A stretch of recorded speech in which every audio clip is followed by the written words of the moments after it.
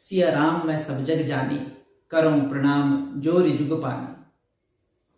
आज हम लोग कुंडली के भाव पर विचार करेंगे। कुंडली में 12 भाव होते हैं, भाव मतलब घर। तो आज हम लोग कुंडली के इन 12 भावों से, प्रत्येक भाव से क्या विचार करते हैं, किन चीजों को देखा जाता है, हम आज उसको डिस्कस करने वाले हैं। ठीक है, तो आरंभ करते हैं। जो कुंडली में एक लिखा हुआ है, जो 4 वर्ग बने हुए, स्क्वायर बना हुआ है, जो पहला जहां पर एक लिखा हुआ है, ये कुंडली का पहला घर होता है। एक मैंने ऐसे ही शुरुआत के लिए लिख दिया, वरना यहाँ पर कुछ भी लिखा हो सकता है। यहाँ पे 2 लिखा हो, एक का मतलब सिर्फ ये कि मेष राशि है, 2 का मतलब वृष राशि है। ये जो नंबर हैं ये राशियों के संदर्भ में प्रयोग किए जाते हैं, लेकिन मैं यहाँ राशियों के संदर्भ में प्रयोग नहीं किया। वहां कुछ भी लिखा हो, यहाँ 7 लिखा हो, 10 लिखा हो, मतलब नहीं। कुंडली का पहला घर यही होगा, कुंडली का दूसरा घर यही होगा, एंटी क्लॉकवाइज आते हैं। तीसरा घर ये होगा, चाहे यहाँ पर 7 लिखा हो, 7 मतलब तुला राशि हो जाएगा, 8 लिखा है तो वृश्चिक राशि हो जाएगा। ये कुंडली का चौथा घर है, ये 5वां घर है, ये 6ठा, ये 7वां, ये 8वां, ये 9वां, ये 10वां, ये घर 11वां और ये 12वां। तो हम लोग पहला घर से आरंभ करते हैं। पहला घर को लग्न कहते हैं। कुंडली तनुभाव लग्न, और इसी लग्न से डिसाइड हो जाता है कि आपका लग्न क्या है, तो कुंडली में कौन से ग्रह किन राशियों के स्वामी होंगे। लेकिन हम क्या विचार करते हैं आज उस पर डिस्कस कर रहे हैं, उस पर हम बाद में बात करेंगे। कौन सी राशि होंगे, कौन से लग्न के लिए अलग अलग शुभ और अशुभ कौन से ग्रह हैं, उस पर हम बाद में डिस्कस करेंगे। आज हम बात करते हैं कि इन 12 भावों से क्या विचार करेंगे। तो लग्न से जो है फिजिकल, ये जो हमारा बॉडी है, लग्न से जातक सिर्फ हम जातक उसको कहते हैं। जातक मतलब सिर्फ बॉडी को हम नहीं ले सकते हैं। कुंडली के ज्योतिष की भाषा में जातक, जिसकी कुंडली है उसको जातक कहते हैं। जिसकी कुंडली है, जिस व्यक्ति कुंडली देख रहे हैं उसको जातक कहते हैं। इसी प्रकार जिसकी कुंडली उपलब्ध नहीं है, अगर किसी की कुंडली उपलब्ध नहीं है और फिर उसकी कुंडली पर किस प्रकार से विचार किया जाए, उसके प्रश्नों का कैसे उत्तर दिया जाए, उसकी कुंडली को कैसे खोजा जाए, उसके लिए हमारे शास्त्रों में विधान किया गया है। उसके लिए नष्ट जातक शब्द का प्रयोग करते हैं। नष्ट जातक का मतलब ऐसा थोड़ी कि व्यक्ति नहीं रहा। नष्ट जातक का मतलब सिर्फ ये है कि उसकी कुंडली उपलब्ध नहीं है। तो जातक व्यक्ति के सेंस में नहीं, उस व्यक्ति के कुंडली के सेंस में कहते हैं। जिसकी कुंडली उपलब्ध है, जिसकी कुंडली पर हम विचार करते हैं, उसको जातक कहते हैं। और जिसकी कुंडली उपलब्ध ना हो, उसके लिए हम लोग नष्ट जातक शब्द का प्रयोग होता है कि उसकी कुंडली ही उपलब्ध नहीं हो पा रही। तो ये जातक जिसकी भी कुंडली है, उसका लग्न का विचार पहले घर से किया जाता है। तो लग्न पहला घर जो है वो हमारे आयु का प्रतिनिधित्व करता है। सबसे पहली बात, ये हमारे रूप, रंग, वर्ण, इसको प्रतिनिधित्व करता है। जन्म के समय जो बालक है उसको रिप्रेजेंट करता है। और कुंडली में आजीविका को भी ये घर रिप्रेजेंट करता है। वैसे तो प्रत्येक घर, हर घर जो है वो 60-65 चीजों का प्रतिनिधित्व करता है, लेकिन हम शुरुआत में कुछ समझे जिससे हमको समझने में सुविधा हो सके। तो ये घर हमारी आजीविका को भी रिप्रेजेंट करता है। वैसे तो 10वां घर हमारे कर्म का कहते हैं कि 10वां घर हमारे कर्म का है, प्रोफेशन का है, लेकिन लग्न भी आजीविका का निर्धारण करता है। जैसे अगर कोई डॉक्टर है तो उसका नाम क्या है वो हम बाद में जाते हैं। उसकी पूरी पर्सनालिटी को हम डॉक्टर के रूप में ही जो है समाज में पहचान प्राप्त होती है। आइसक्रीम वाला है तो उसको क्या नाम है उसको पता नहीं, आइसक्रीम वाला आ गया, आइसक्रीम वाला आ गया करते हैं। तो कोई भी जो प्रोफेशन है हमारा पूरी पर्सनालिटी का हिस्सा हो जाता है, हमारी कोई भी प्रोफेशन हो। इस कारण लग्न भी हमारे प्रोफेशन का, आजीविका का निर्धारण करता है। तो लग्न से इन सब चीजों को समझते हैं कि लग्न। और एक बात और, कुंडली में जो दूसरे सारे घर हैं, जैसे दूसरा घर बैंक बैलेंस फाइनेंस का है, तीसरा छोटे भाई बहन का है, लेकिन लग्न में ये सारी चीजें सम्मिलित हैं।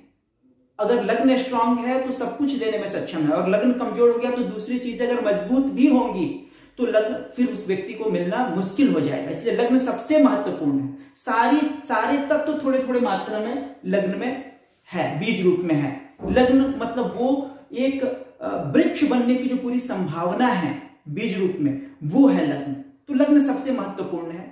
तो अब इसके बाद बात करेंगे दूसरा घर। दूसरा घर धन स्थान, फाइनेंस, बैंक बैलेंस, हमारी वाणी का है, मुख का है, हमारे जो चेहरा एज ए होल चेहरा का है। और पर्टिकुलर अगर हम जाएं तो आंखों को भी देखते हैं, स्पेशली दाहिना आंख जो है दूसरे घर से देखते हैं, और बायां जो है 12वें घर से देखते हैं। तो हम इसमें बात किए कि धन स्थान विद्या का भी स्थान है, और ये कुटुंब का है, फैमिली का है, और किशोरावस्था का है। बच्चों की किशोरावस्था, कई बार ऐसा होता है कि छोटे बच्चों में भागने की टेंडेंसी होती है। अगर कुंडली का जो दूसरा घर है, अगर कुंडली के दूसरे घर पे पापी प्रभाव होंगे तो ऐसे बच्चे कुमारावस्था में स्कूल नहीं जाते तो उधर बंक मार देते हैं, भागने की जो टेंडेंसी होती है ये कुमारावस्था में बच्चों के बिगड़ने के चांसेस बनाता है। और विद्या का भी घर है, आरंभिक शिक्षा के लिए भी इस दूसरे घर को देखते हैं। दूसरा घर मारक घर भी है, दूसरा और सातवां घर कुंडली का जो है मारक होता है, तो दूसरा घर मारक घर है। तीसरा घर छोटे भाई बहन का है, सहज, इसको पराक्रम स्थान कहते हैं, हमारे पुरुषार्थ का घर है, पराक्रम का घर है, साहस का घर है, इसीलिए रक्षा वगैरह डिफेंस भी इससे देखते हैं। तीसरा घर हमारे पास शौर्य का घर है, ये हमारा, ये आज के सेंस में अगर देखिए ये कम्युनिकेशन का भी घर है। तो आज ये जो ऑनलाइन कम्युनिकेशन जो कुछ भी है या प्रचार के जो संसाधन के जो माध्यम है, आज जिसका तीसरा घर कमजोर होगा वो ना पॉलिटिक्स में आगे जा सकता है ना बिजनेस में। देखिए ऑनलाइन शॉपिंग कैसे बढ़ गए हैं, सारी चीजें जो बढ़ गई हैं, तो उसके लिए भी तीसरा घर रेस्पॉन्सिबल है। तीसरा घर आज बहुत ही महत्वपूर्ण हो गया है, ठीक है। ये छोटे भाई बहन का भी घर है, मित्रों का घर है, हमारे जान पहचान इन सब का घर है, और ये भी आयु स्थान है। कुंडली में 8वां घर तो आयु स्थान है ही, तीसरा घर भी कुंडली में आयु स्थान माना जाता है। चौथा घर ये माँ के लिए देखते हैं, हमारे सुख दुख के लिए देखते हैं, ये अस्थाई संपत्ति जो है, घर, वाहन, निवास स्थान, इन सब चीजों के लिए जो है चौथा घर को देखते हैं। एजुकेशन के लिए भी संस्थान के रूप में भी देखते हैं कि बच्चा कैसे संस्थान में पढ़ेगा, अच्छे संस्थान में एडमिशन हो पाएंगे कि नहीं हो पाएंगे, उसके लिए भी चौथे घर का विचार किया जाता है। पंचम भाव ये संतान का घर है, हमारे इंटेलिजेंस, बुद्धिमत्ता का घर है, बुद्धि का घर इसको मानते हैं, इसीलिए इसको हायर एजुकेशन के लिए भी लोग देखते हैं। और ये मंत्रणा शक्ति है, किसी को भी आइडिया देने का है कि किसी को कोई भी आइडिया दे रहे हैं तो उसके लिए जो मंत्रणा शक्ति जो है उसके लिए इस घर को देखते हैं। प्रेमी प्रेमिका के लिए भी ये घर, इस घर को मानते हैं, ठीक है। और इसके बाद जो है वो छठा घर जो है इसको नेगेटिव हाउस से मानते हैं, लड़ाई झगड़ा, विवाद, कोर्ट कचहरी, परेशानी, बीमारी, घाव, इन सब चीजों के लिए छठा घर रेस्पॉन्सिबल होता है, ठीक है। इसके बाद सातवां घर स्पाउस के लिए देखते हैं, पत्नी के लिए पति है तो पत्नी के लिए, पत्नी है तो पति के लिए, साझेदारी, पार्टनरशिप के लिए देखते हैं इस घर को, या फिर व्यवसाय वगैरह के लिए भी इस घर को देखते हैं। और सबसे बड़ी बात, कुंडली में सातवां घर मारक होता है। कुंडली में दूसरा घर और सातवां घर, इसके स्वामी जो होते हैं वो मारक होते हैं, मारक प्रभाव अपने भीतर रखते हैं। और आठवां घर सबसे खतरनाक घर में से माना जाता है। वैसे तो ये मृत्यु का, नाश का, आयु का स्थान है, अगर तो पापी प्रभाव में होगा तो मृत्यु का कारण बन जाएगा। लंबे अपमान, बड़ा कोई अपमान हो, वैसे भी यश वगैरह कीर्ति भी पहले घर से देखते हैं, लेकिन अष्टम भाव पे पापी प्रभाव हो तो बड़ा अपमान, कोई बड़ा झटका, डिफेम, बिल्कुल से स्कैंडल में फंस जाना, वो आठवां घर उसको कहते हैं। गुप्त प्लेस, इसलिए तंत्र मंत्र साधना वगैरह के लिए रेस्पॉन्सिबल होता है। अगर आप कोई करना चाहते, ऑकल्ट साइंस, ज्योतिष के लिए भी अष्टम को भी देखते हैं, कंसिडर करते हैं कि ज्योतिषी बनेगा या नहीं। और लॉटरी वैसे 5वें घर से देखते हैं, लेकिन ये एंसेस्ट्रल प्रॉपर्टी जो है या झटके में अगर कोई प्रॉफिट होने वाला है या अच्छा या बुरा, तो उसको भी अष्टम भाव 8वें घर से देखते हैं। नौवां घर हमारे भाग्य का है, पिता का है, दैवी कृपा का है, धर्म स्थान है ये, ठीक है। कुछ भी हम तो कुंडली दिखाते हैं तो ये कहते हैं ना कि भाग्य कैसा होगा, तो नौवां घर भाग्य ही है। तो अगर नौवां घर का सपोर्ट नहीं मिला तो सब बेकार है, और सारी चीजें कमजोर भी। अगर दैवी कृपा मिल जाती है, नौवां घर जो है, अगर पिता का संबल मिल जा रहा है, दैवी कृपा मिल जा रही है, भाग्य का सपोर्ट मिल जा रहा है, तो और क्या चाहिए। नौवां इन सब के लिए। ये तीसरा घर जो है छोटी मोटी यात्राओं के लिए देखते हैं, नौवां घर जो है बड़ी यात्राओं के लिए देखते हैं, ठीक है। और 10वां घर हमारे कर्म का स्थान है। कर्म मतलब केवल प्रोफेशन ही नहीं, प्रोफेशन तो है ही, लेकिन कोई भी शुभ कर्म करते हैं। इसलिए दक्षिण भारत में 10वें घर पर शुभ प्रभाव में गंगा स्नान की बातें करते हैं। उनके लिए तो गंगा स्नान बड़ा दुर्लभ है दक्षिण में, यहाँ तो लोग रोज गंगा स्नान कर रहे हैं। लेकिन जो 10वां घर है वो जो है शुभ कर्मों के लिए है, तीर्थ स्नान के लिए भी, शुभ कर्म जीवन में हम करें उसके लिए भी वो जो 10वां घर है कर्म का स्थान है, ठीक है। और 11वां घर फुलफिलमेंट ऑफ डिजायर, इसको आय का घर कहते हैं। अब आय मतलब केवल धन का आना नहीं, अगर मुझे संतान चाहिए, फुलफिलमेंट ऑफ डिजायर, कुछ भी प्राप्त करना हो तो 11वें घर से देखेंगे। अगर संतान प्राप्त करना हो तो 11वें घर से देखेंगे, पत्नी प्राप्त करना हो 11वें घर से देखेंगे, पद चाहिए, पॉलिटिक्स में पद चाहिए, अगर प्राइवेट सेक्टर में भी आपको पद चाहिए उसको भी हम 11वें घर से देखेंगे। तो 11वां घर कुछ भी प्राप्त करने के लिए 11वां घर जो है वो महत्वपूर्ण है। शायद यही वजह रहा होगा कि रावण ने जब मेघनाथ पैदा होने वाला था तो उसने सारे ग्रहों को कह रखा था कि 11वें घर में जो है बैठना है। 12वां घर जो है वो व्यय का है। 11वां आय का है तो 12वां व्यय का है, खर्च का घर है। तो खर्च मतलब केवल धन का खर्च नहीं, मेहनत कर रहे हो उसका आउटपुट हमें ना मिले वो भी हमारा खर्च है। तो 12वां घर जो है हॉस्पिटल है, कारावास है, जेल है, अनकंफर्टेबल प्लेसेस है, इसीलिए मोक्ष स्थान भी है, वो मोक्ष है। लग्न से अगर जीवन की शुरुआत हुई है तो 12वां घर बाहर निकल जाने का, एग्जिट कर जाने का घर है। तो वो अगर अध्यात्म की दृष्टि से देखे कि मोक्ष हो गया तो कि आवागमन के चक्कर में ही नहीं पड़ेगा, उससे बाहर निकल गया। और संसार में भी देखे कि हम आए हैं तो 12वां जो है निकल जाने का स्थान है। तो मृत्यु कह सकते हैं, देह के शांत होने का स्थान जो है, ठीक है। ये तो लग्न हमारी दृष्टि से देखे, लेकिन जितना इसको गहराई में जाएंगे, अब देखिए जैसे अगर हमारे लिए ये 11वां घर जो बड़े भाई बहन का घर है, ठीक है, और शरीर के पार्ट देखें तो ये लग्न जो वैसे तो पूरी हमारी बॉडी, फिजिकल बॉडी को रिप्रेजेंट करता है, लेकिन सिर को रिप्रेजेंट करता है स्पेशली जो लग्न है हमारा। जो दूसरा घर है वो हमारे मुख को रिप्रेजेंट करता है, उसमें भी हमने आंख की बात की। तीसरा जो है हमारे कंधे को, सांस की नली, बाजुओं को, दाहिने हाथ को रिप्रेजेंट करता है। ये मजबूत होता है तो काफी मित्र होते हैं, भाई बहन को भी तो बाहु कहते हैं। और चौथा घर जो है फेफड़ा है, छाती है, इसको रिप्रेजेंट कर रहा है। 5वां घर जो हमारे पेट को रिप्रेजेंट करता है, इस पर पापी प्रभाव होंगे तो पेट से संबंधित रोग हमें सताता है। 6ठा घर अतड़ियों को रिप्रेजेंट करता है। 7वां जो है वो जननांगों को, गुप्तांगों को रिप्रेजेंट करता है। वैसे 8वां भी जननांगों में भीतर क्या रिप्रोडक्टिव जो ऑर्गन्स हैं उन सबको 8वां घर जो है रिप्रेजेंट करता है। 9वां जो है वो हमारे नितंब को, हिप को रिप्रेजेंट करता है। 10वां जो है वो हमारे घुटनों को। 11वां जो है वो हमारी पिंडलियों को, घुटने से लेकर पांव के बीच का जो पोर्शन है वो 11वें घर से देखते हैं। और 12वां जो है बिल्कुल पांव, 12वें पर अगर पापी प्रभाव होते हैं तो पांव को चोट लगने के चांसेस रहते हैं। तो ये तो शरीर के अंगों का इस तरीके से हो गया। अब इसी के भीतर गहराई में मैं कह रहा था कि एक एक घर से 60-65 चीजें देखी जाती हैं, तो उसको थोड़ा सा समझते हैं, ज्यादा गहरे अभी नहीं जाएंगे, धीरे धीरे समझेंगे। अब देखिए हमारे लिए अगर तीसरा घर हमारा भाई बहन को रिप्रेजेंट करता है तो हमारी माँ अगर माँ की कुंडली देखे तो चौथा घर हमारी माँ का है। चौथा से तीसरा घर ये 6ठा है। तो ये 6ठा हमारे लिए लड़ाई झगड़ा विवाद परेशानी का घर बिल्कुल हो, लेकिन ये हमारे माँ के लिए उसके भाई बहन का घर है, तो ये हमारे मामा का घर हो गया, ठीक है। अब ये जो मामा का घर हो गया तो इससे ठीक सामने वाला घर, देखिए हमारे लग्न से 7वां घर जो है वो हमारी पत्नी का है या पति का है।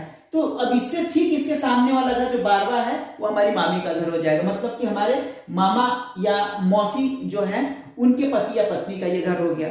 लेकिन हाँ, मामा में भी एक छोटे मामा का घर हुआ, तीसरा घर। जैसे हमारे लिए छोटे भाई बहन का घर जो है तीसरा है, तो माँ के लिए छोटे भाई बहन का घर 6ठा है। अब हमारे लिए बड़े भाई बहन का घर 11वां है, तो माँ के लिए अगर यहां से काउंट करेंगे 1 2 3 तो बड़ा भाई बहन 11वां घर उनके लिए 2 होगा।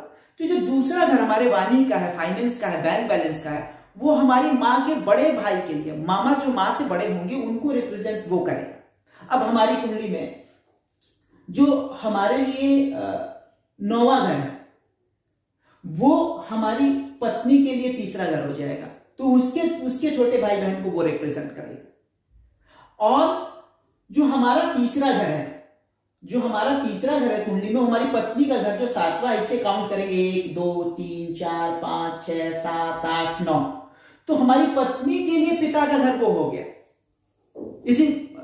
इसी तरीके से सारी चीजों से और भीतर गहरे उतर के हम देख सकते हैं। हमारे पिता, अगर हमारे चाचा को अगर देखना हो तो कहां से देखेंगे, हमारे पिता का घर 9वां है, तो 9वां से जो तीसरा घर है छोटे भाई बहन का, चाचा, तो 9वां से तीसरा घर जो है 1 2 3, जो 11वां घर जो है वो हमारे चाचा के लिए है। लेकिन अगर बड़े पापा को देखना हो तो 9वें से जो 11वां घर होगा, जैसे हमसे 11वां घर में बड़े भाई बहन को देखना है, तो इससे जो 11वां घर है वो हमारा जो 7वां, जो हमारी पत्नी का घर हो रहा है, वो हमारे लिए बड़े पापा का वगैरह का घर होगा। मेरा 7वें का 11वें से बड़ा अच्छा संबंध रहा था, तो बड़े पापा से ज्यादा ट्यूनिंग बैठती थी बड़े पापा से। हालांकि 7वां मैरिज का है तो पापी प्रभाव में था, इस कारण मैरिज के लिए प्रॉब्लम रही, शादी नहीं हो पाई। लेकिन जो दूसरी चीजें थी बड़े पापा से सुख के लिए, बड़े पापा से बहुत ज्यादा ही ट्यूनिंग अच्छी थी, ये 11वें घर की वजह से। इसी तरीके से आप डिफरेंट चीजों को आप यहां पर देख सकते हैं।